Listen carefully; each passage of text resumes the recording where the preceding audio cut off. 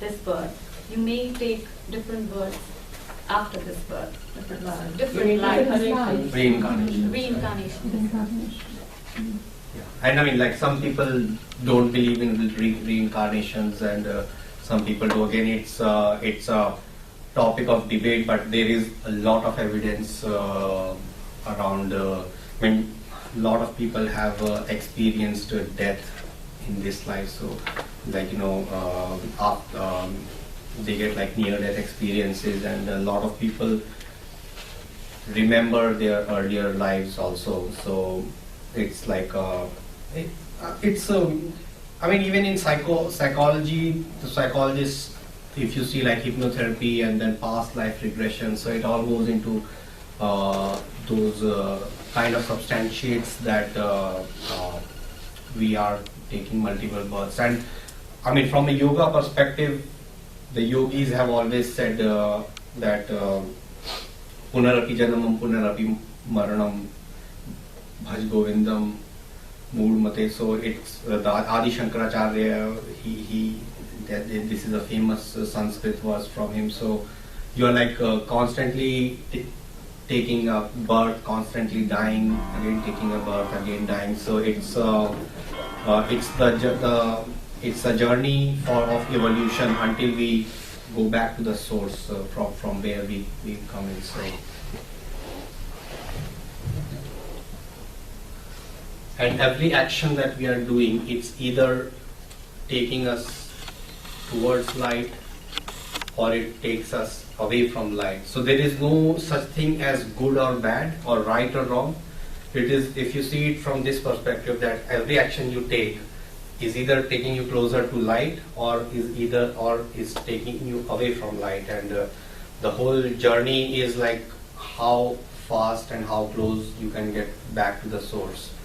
So that's the whole so the theory of karma is essentially this, like, if you do something, I mean, I wouldn't say wrong, but if you do something that moves you away from the source, then you can say that it's you're going backwards. If you do an action which is more fulfilling to your inside, which is more in line with the unconditional love, then you are moving towards the source, because source is unconditional love. Everything is created out of love, and a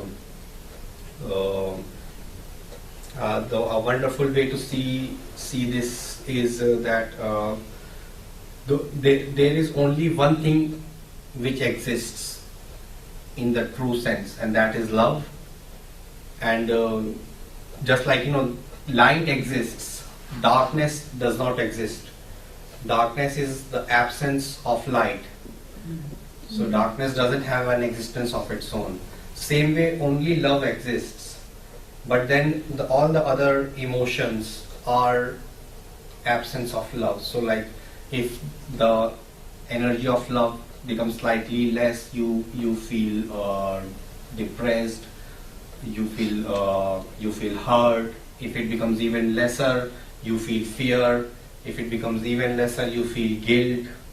If it becomes even lesser, you feel shame. So all this is actually the lesser and lesser you are aligned to unconditional love, the farther away you go to die. So every action that we are doing, a very, very good benchmark is that am I operating through unconditional love? So if we ask that question, and it could be that you might be doing some action externally which might look like you are doing some, maybe like you might be doing charity, but if the intent behind charity is not unconditional love, then you are creating a karma. So it might look like externally you are doing something wonderful, but it could be taking you away from source if the intent behind is not unconditional love. So